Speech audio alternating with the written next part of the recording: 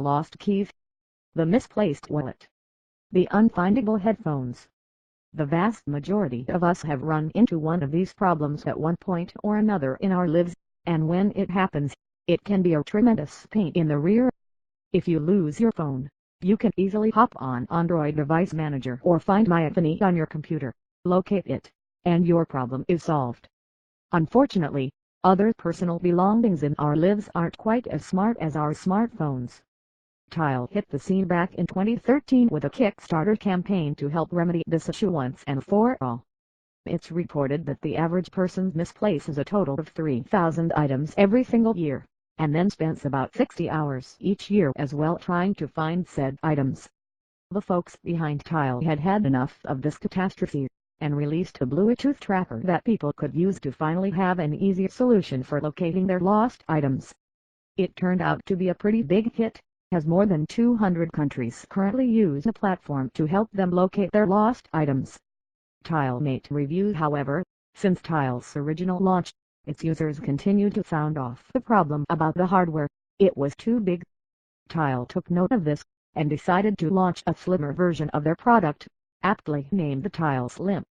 However, while the Slim is a great solution for placing in a wallet or handbag, its absence of a pre-drilled hole makes it less than ideal for attaching to a pair of keys or a backpack. Shortly after the announcement of the Tile Slim, though, the TileMate was also introduced. The TileMate replaced the Tile Original, bringing a profile that's lighter and slimmer than that of its predecessor, and still retains the famous pre-drilled corner in the upper left-hand corner. With a slimmer body, added features, and a cheaper price, is the TileMate a worthy successor to the Tile Original? In the box, the overall look of the TileMate is incredibly simple, and while it's very reminiscent to the Tile Original, it cleans up the design to make it a tad more attractive. Rather than having the Tile branding sprawled out across the entire lower side of the face of the tracker, it's now placed in the center in a shiny silver circle.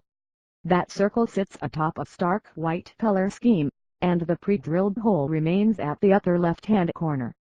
The back of the Tile features a matte gray color, and there's a tiny reset button that you can access with a toothpick or tip of a pen.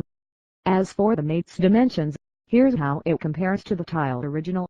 Tile Original, 37mm x 37mm x 5.3 mm/8 grams. TileMate, 34mm x 34mm x 4.65 mm/6.1 grams. TileMate Quick Start Guide Warranty and Regulatory Statements cards that may not look like the drastic reduction in weight and size, but the reductions that Tile has made make the Mate about 25% smaller than the original. That means you can attach it to your lanyard or backpack and forget that it's there even more so than you could with the original Tile. It's actually quite impressive as to just how tiny Tile was able to make the Mate, and holding it in your hand makes it feel like it weighs nothing at all. However, as we're soon going to find out, there's actually a lot of power packed into this sucker. Before we get into that though, I want to touch on the build quality of this gadget. For costing as little as it does, $25, I wasn't expecting this thing to be able to withstand a tremendous amount of torture, and I still don't. The TileMate isn't made to undergo the heat of abuse, but I was a bit let down with how quickly my unit started to show signs of wear and tear.